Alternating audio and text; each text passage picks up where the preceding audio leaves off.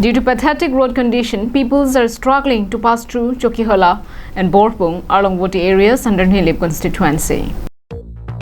Now, August had also completed its month, yet there is no any heed from the authority for the construction of the road.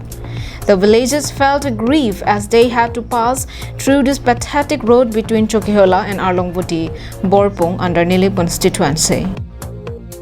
Commuting on roads daily is also as important as eating food for survival daily. But till date, not even a single government officials, concerned authority or any politicians had showed up. So who is going to construct the good roads for the villagers inhabiting at valleys and hilly areas? Question the villagers. The villagers now bestowed their fate to the ruling government for reconstructing the roads.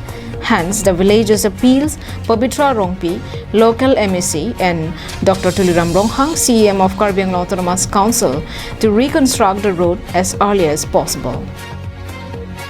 Sanjay Crow's report from Chokihola for Karbi Anglong Live.